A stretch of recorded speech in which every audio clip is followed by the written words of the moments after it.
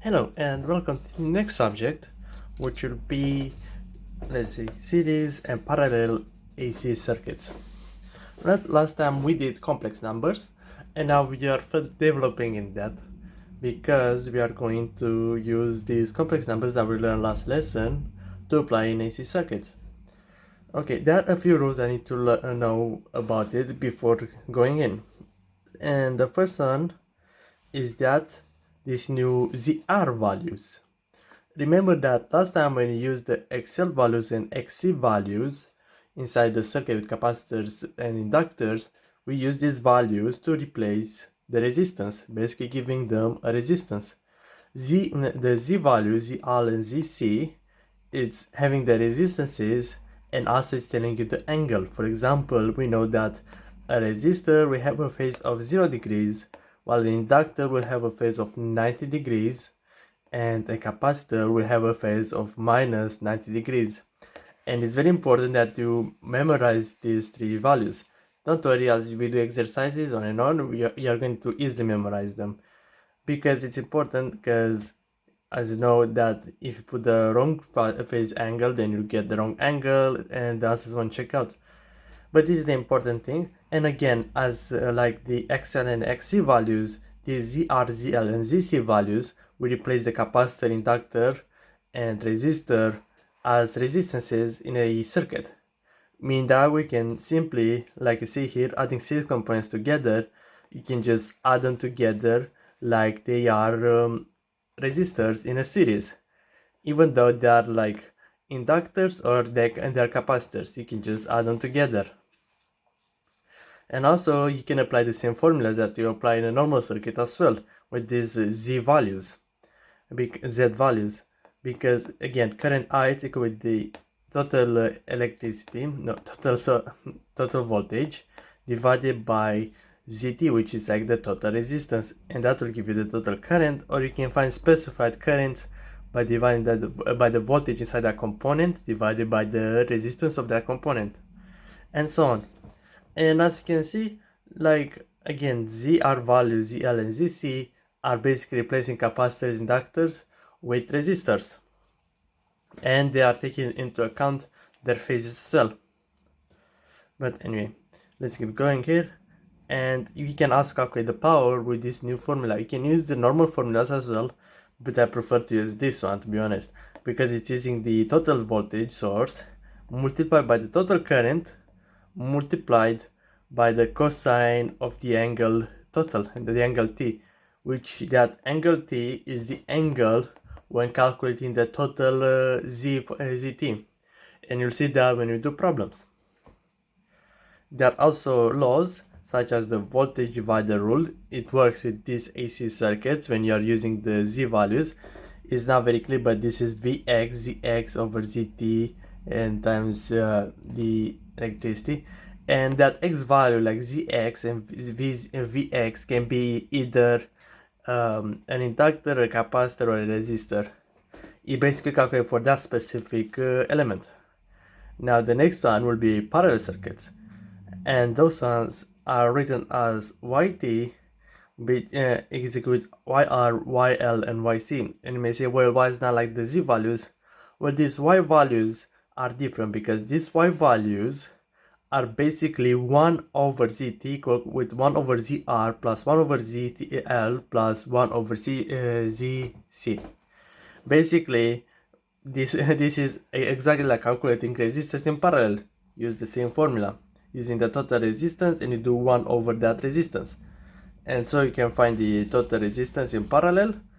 And if you want to apply these y values, you can do so, because it will simply reverse it. For example, for an inductor, instead of being plus 90 degrees, it will be minus 90 degrees, and for a capacitor, instead of being minus 90 degrees, it will be plus 90 degrees. However, I don't really like to use this method, because I think it will make it more confusing than making it more simple. Like, yes, you can shortcut the calculation by not needing to do 1 over that answer to get voltage or current or any other thing you want to get. But the problem is that you don't really know like perfectly clear what the total as you call the total resistances, because you still need to do 1 over yt, and I see it more as a hassle because again it's just in parallel, so it's not making that much of a difference, and you can just use the z values. So don't worry about too much about these y values because you don't have to use them. For example, in my problems I always use the z values instead of the y values because I just don't like the y ones. Let's get going. Keep going, not get going. Okay, now we can also calculate the power, and in parallel, and it's a little bit different because to be equal with y equal E divided by Z. But as I said, we can also use the y values now because it will be like basically the source multiplied by the yt value, the y total, and that will give you the current total. And the same is for specific circuits. You can still do the voltage inside that component multiplied by the YL, which is like the resistance inside that component with the angle, of course. But again, don't worry too much about the Y values, and as you see here, you can still use the Z values if you wish to do so. And this is a very interesting one. Basically, it's a parallel to series conversion and vice versa. Basically, you can convert a series circuit into a parallel circuit. And to me, that's very interesting because we prefer to use series circuits because they are seen as simpler and easier to use. Of course, they will lose some of the properties such as the voltage and the current. For example, the current in a series circuit will be the same, and maybe you want to have different currents going through it. But it's interesting that you have the option to like exchange a parallel circuit into a series circuit. And you can do some interesting stuff that you'll see, but that will be towards the end of it. And this formula, and remember that this is kind of optional, it's not really necessary, especially for like simple circuits, probably to be necessary on complex circuits, but at the start it's not necessary. And all the values that you need to know is the resistor and the X value, which is basically the value, the J, the value that has a plus or a minus 90 degrees or whatever degree that is. And what does that mean?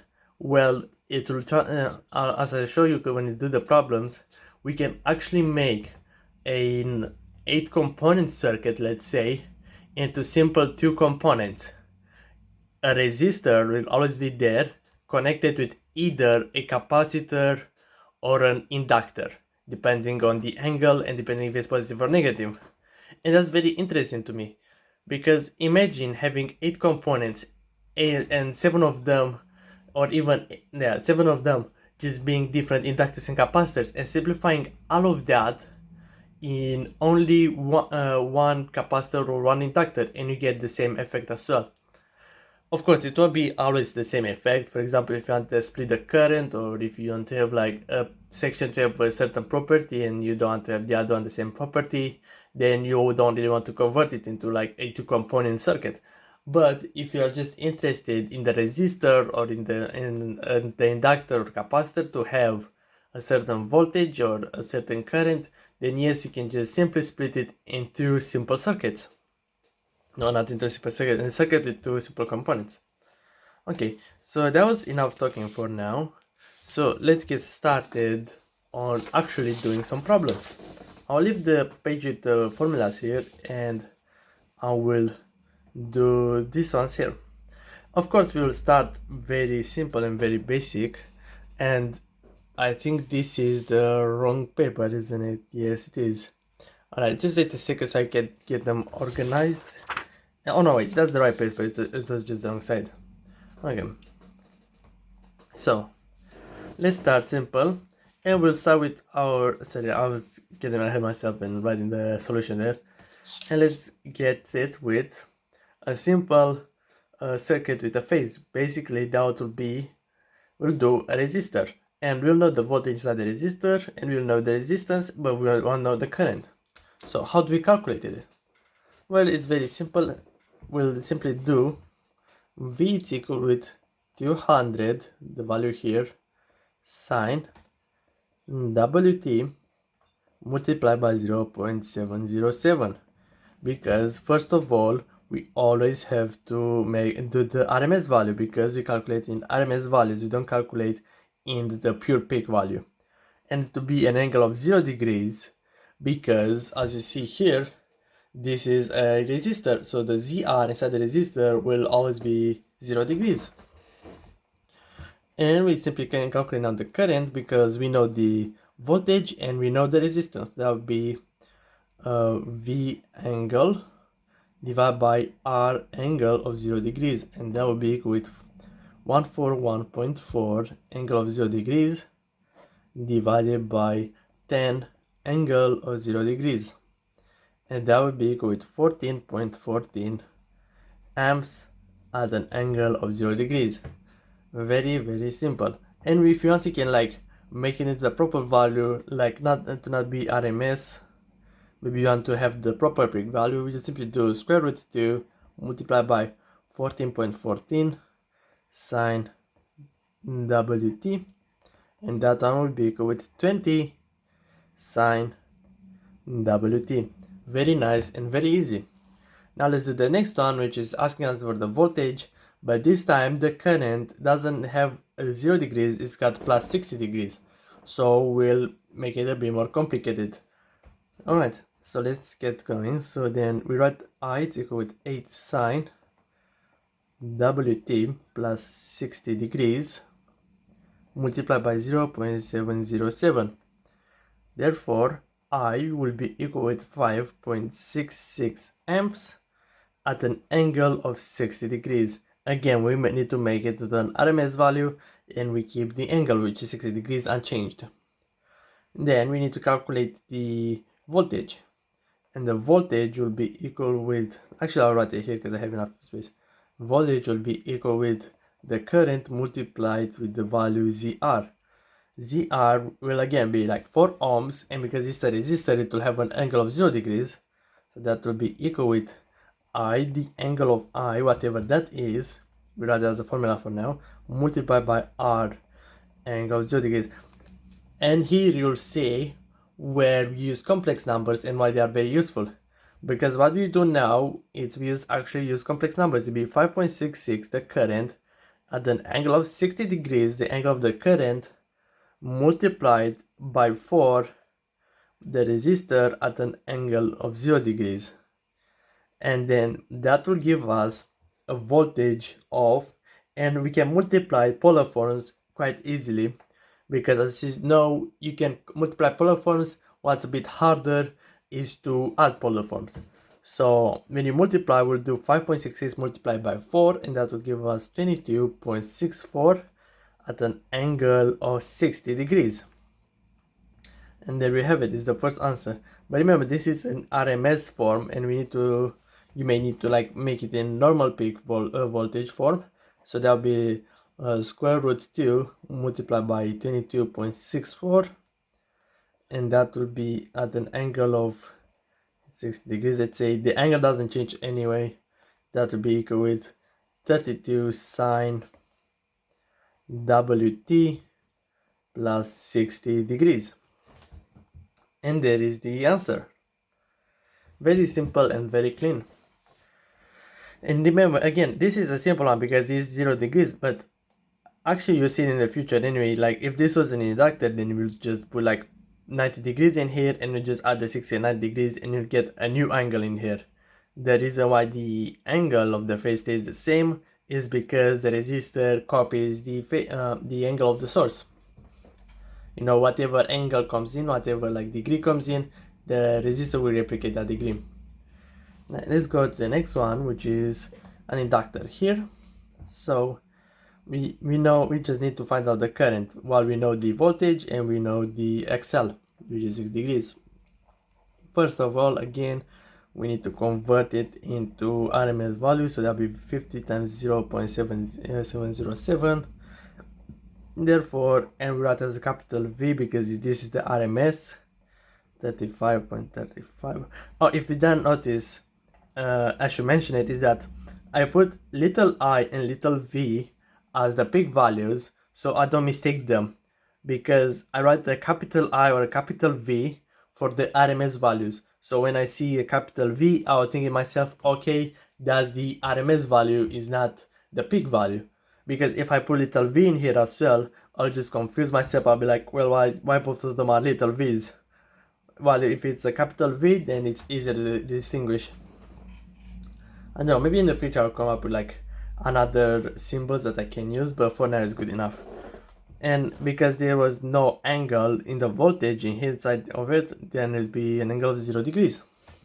Right, now let's do the current. I will be equal with V over ZL, and that will be equal with 35.35 over, and we know this is got 6, so the XL value inside of it, as you see here, let me put them a bit straighter. There you go. Okay, so as you see here, the XL value, that will be the XL at the angle of 90 degrees. So XL is 6, and because it's an inductor, it will be at an angle of 90 degrees. There you go. So that's a division that we need to do. I can also write this one as an angle of 0 degrees, but it won't make a big difference. And again, because it's polar form, we can easily do this division. Because polar forms is great at doing division, we simply do 65 by 35.35, that will give us 5.9. And because we do 0 minus 90 degrees, then the angle would be reversed, it would be simply minus 90 degrees. So that is our current in RMS form. Now we'll make it in simple form, in little I form, as square root 2 multiplied by 5.9 at an angle of minus 90 degrees, and that one will be equal with 8.34 sine of WT minus 90 degrees. It's minus 90 degrees because it was at an angle of minus 90 degrees. If it was 90 degrees, then it would be plus 90 degrees, if you didn't notice that. Alright, so those were the first examples. Of course, I have prepared a lot more. We have another one with the inductor, and we have two more with the capacitor before we move on to the next one. So, remember that, okay, I like to take it slow, and I like you to go through these very simple AC circuits so I can get you comfortable with these simple problems. But don't worry, I won't leave you at something so simple. We are going to scale it up by adding a proper source instead of having it like open source ended and so on. Because when you add a proper source, when you add an AC source to it, then it will change it by a lot. You'll see it will make a huge difference in the circuit, and we'll have to write a lot more to solve it. But anyway, okay, so just let me do this. Oh no, wait, it wasn't this on this side. I have like the answers here, like I have, so you don't need to see me like keep calculating with the calculator. But anyway, okay, so here we don't know the voltage, but we know the current, and the current is got plus 60 degrees, and the XL this time it's about 8 ohms. So then, again, very first step is to convert the values that we know, which is the current, into RMS. So that will be 10 sine WT plus 60 degrees. Again, you don't need to write the entire thing, 0.707. Therefore, I it's equal with 7.07 at an angle of 60 degrees. Alright, and now we calculate the V value because we know the current, we know the resistance, so you can simply do I times ZL, and that will be equal with bracket, so I it's 10 and it's got an angle of 60 degrees. We'll multiply that one by the ZL value, and again it's the value of XL, which is 8 at the angle, because it's an inductor, it will be a positive 90 degrees. And because this is multiplication, it will simply be, oh sorry, I put 10. See, I already made a mistake here. It's supposed to be 7.0, yeah, 7.07. Sorry, I forgot for a second. I was looking up and I saw the 10 here instead of looking this direction. See, we need to be careful sometimes. But anyway, okay, so we multiply down, and that one will be equal with 56.56. Let me check, is that right? Yeah, it seems correct. I feel like, oh, we got 566. Sorry, I feel like I had this answer before as well, and I thought that maybe I like put the wrong values again, and I wouldn't want that. Okay, and then because it's multiplication, we multiply the numbers between them. That'll be 56.56, the real numbers. And now with the angles, we simply add them together. So it'll be 60 plus 90, that will be an angle of 150 degrees. There you go, very nice and simple. And now all we need to do is just simply calculate the little v, which is the peak voltage. That will be square root of 2 multiplied by 56.56, because the angle stays the same, so that will be equal with 80 sine WT plus 150 degrees. We actually got quite nice numbers, don't we? Like we got 80 and 60 and 50s, you know, we got like whole numbers. We didn't get any numbers like decimal to them. But don't worry, that will change soon. We don't get decimals and we get nice numbers because we do a simple one calculation. Sometimes you need to go through like 5 or 6 calculations, and then the numbers will get a bit more off chart, you know, it'll be like a little bit higher or a little bit lower by 0.01 or 0.1, you know. That happens, you know, because you run them up and down and you just like kind of like ruin the number with each equation you apply to it. But anyway, let's keep going. So now we do it with the capacitors, and again we apply kind of like the same formulas. For example, for the first one, we convert this one into an RMS.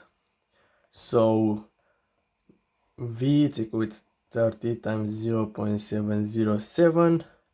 Therefore, capital V is equal with, and that will be equal to 21.21 at an angle of 0 degrees, because there is no plus or minus in here.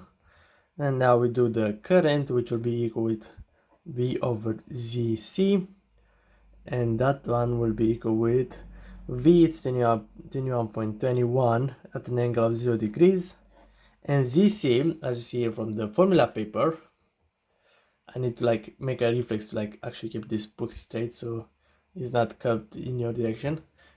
So here in the formula page, we can see that ZC is equal with XC angle of minus 90 degrees. So XC is 4 ohms at an angle of minus 90 degrees.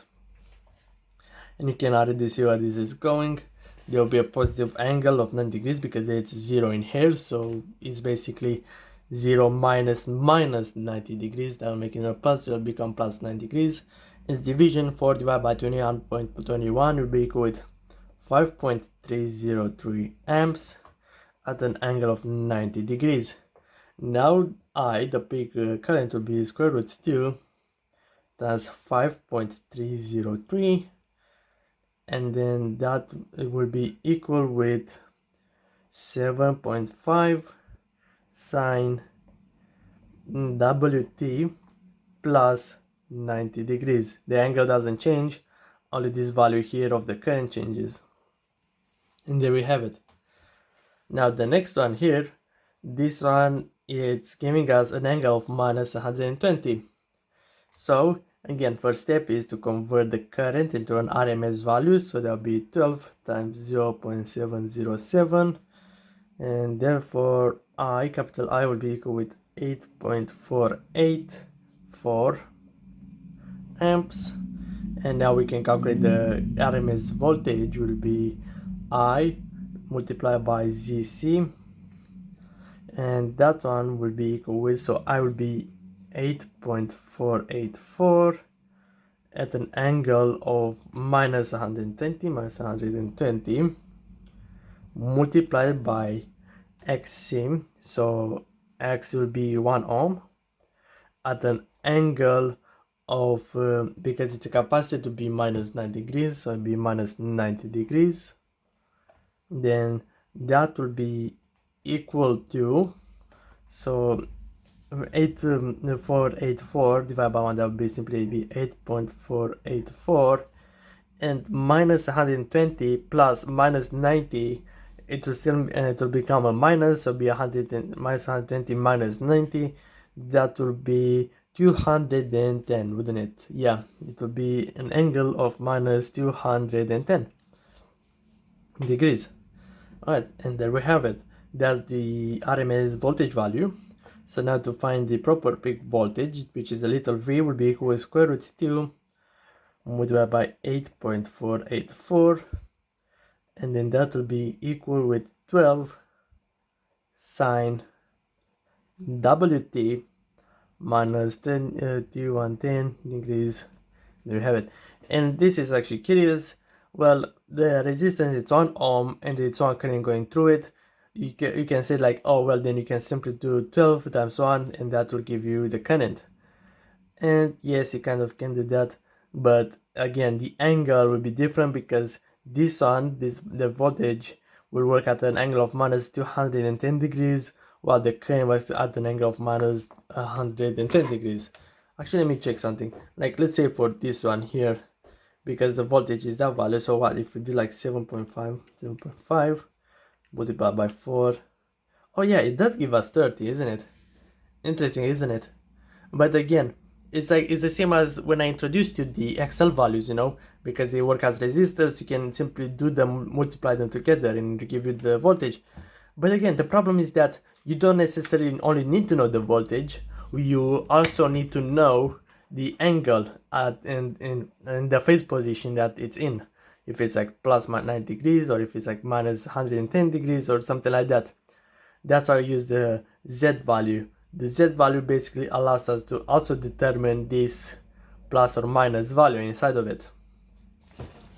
Alright, so I think I'll pause here for a second because I need to get the other papers ready, because this was the first section and now the next one will be a bit harder because we'll actually have a source in it. Alright, I'm back. So now we are going to calculate the total Z values. Basically here is the ZT, and yeah, we're going to calculate in these two examples. They're the simple ACC circuit, resistor and inductor. So we're calculating their total ZT. I also think that ZT, the name of it, the proper name of it is impedance. But I don't want to confuse you with it, because impedance also can just simply mean, you know, just resistance before that lowers the current. I remember calling impedance for amplifiers as well, and the only reason it's got the name of impedance is because yes, it does have an angle in it, but you know, it's not really very self-defining. But anyway, regardless, so this is simple. We are going to find the total ZT value, and we are going to apply this formula here. Basically, ZT is equal with ZR plus ZL plus ZC, and we'll start with the simple ZR plus a ZL, Z inductor. Alright, so we can write it here as ZT is equal with ZR plus ZL, and then we can write them as a resistor. The resistance is 8 ohms, and because the resistor, we know it's got 0 degrees as an angle, added with XL, which ZL, which is ZL, is got value of XL of 16 ohms, so it's got a 16 ohm resistance at an angle of, and because it's an inductor, it's got plus 90 degrees. Alright, and you may say, oh okay, this is very simple, we just add them together. And the answer is actually no, it's not that simple. We don't just add them. Actually, yes, it is that simple. We add them together. Sorry, for this one, it's not that simple. But the reason why we can add them together is because when you convert them, then the resistance, they'll have 0 at the imaginary number. So basically, this value here will be, what was it, like 8 cosine of 0, that would be yeah, that would be 8. So it will be, okay, no, never mind. Alright, delete that from your mind. I explained it poorly.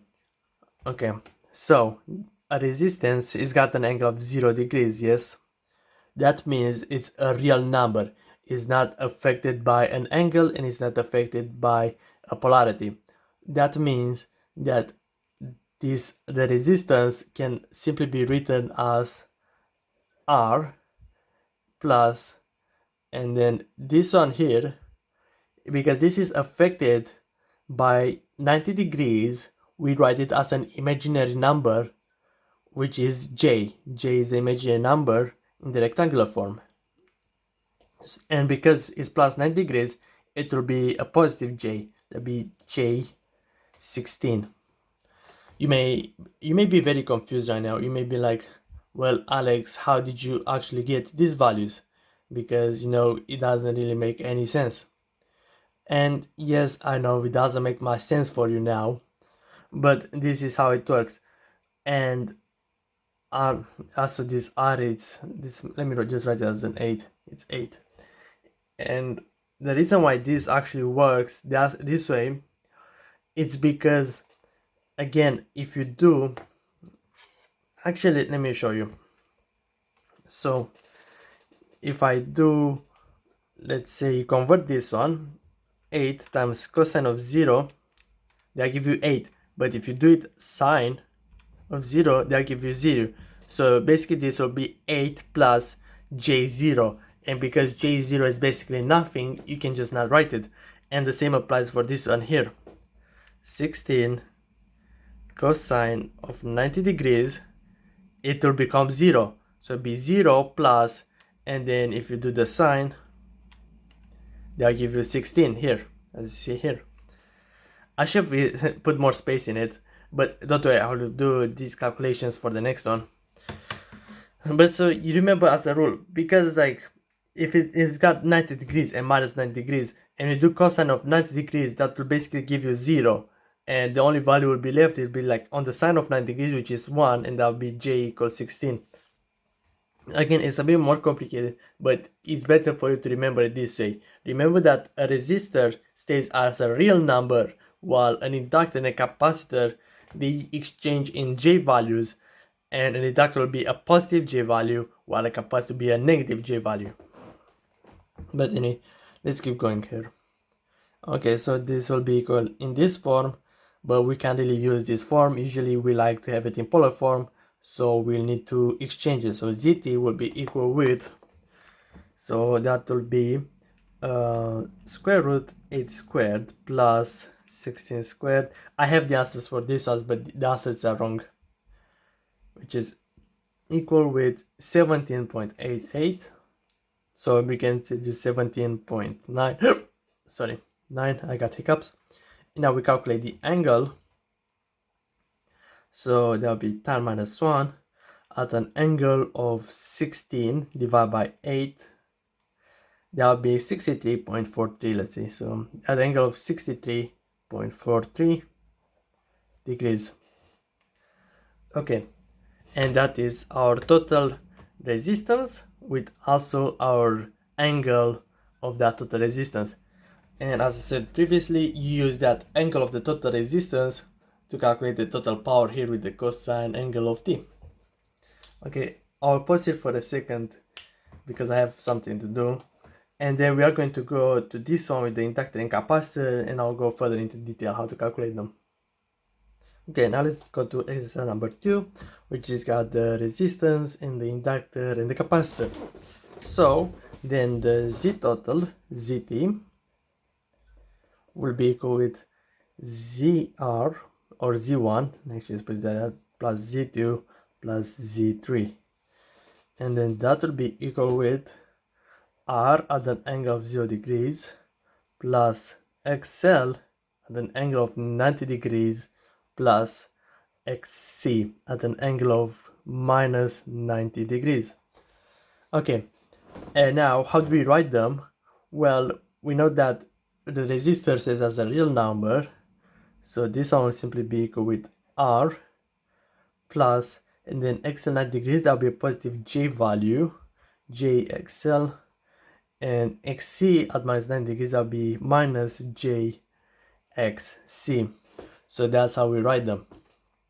Again, they stay as J values because cosine of 90 degrees, it will just always give you 0. So there is no point in writing 0 plus JXL minus 0 plus JXC. The same applies for the resistor, there's no point of saying R plus 0, J0. Okay, then the next step will be to just replace these values with the values that we have here. So R, that would be 12 plus J20 minus J24. And you can already see how important are the values of the capacitor and inductor, because these two values basically determine the inclination of the angle, really, of the J value, and you'll see in a second. So when you do this calculation, then you'll get 12 minus J4. And then when you do the Z values, when you change this rectangular form to polar form, as we did in complex numbers before, then Z will be equal with square root 12 squared plus 4 squared. That one will be equal with, just let me make sure of it, 12 squared plus 4 squared. Yeah, that'll be 12.64. 12.65, let's write it actually as. Okay. And then we go to the next one, which will be the angle. And the angle will be tan minus 1. And then we do it as y over x. And then that one will be equal with tan. And then the y value, it's minus, so be 10 minus 1. There'll be a minus in front of it for divided by 12. And then that one will be equal with minus 18.43 degrees. And there we have it. When we do it in, when we write this in polar form, then ZT will be equal with 12.65 at an angle of minus 18.43 degrees. And remember, like, usually you aim to get this value here, this type of value here. The reason that we exchange them, we transform them into these rectangular forms, is because, again, we cannot multiply, no, we cannot add or take away a value that is inside the form of a polar form. And that's why we need to change them into rectangular forms, so we can actually add them together to get the total rectangular form value. And then from that rectangular form, we change it back to the polar form. And probably you can already see how this can make some problems very long-winded, because you'll have to keep switching between and forth, you know. You need to like do an addition of it in a formula, then okay, we need to change it to a rectangular form, do the addition, and then you need to do a multiplication. Yes, you can still do it in rectangular form, but it's a long formula and you don't really want to do it to have that as a final result, so you are going to change it back to a polar form anyway. But yeah, I'll pause here for a bit, and then we are going to go to the next problem, which will be this one here. Okay, and we'll do so on until we get to the point that we use multiple components inside of it. Anyway, I'll see you in like, I don't know, a moment for you, but it'll be like a few minutes in real life for me.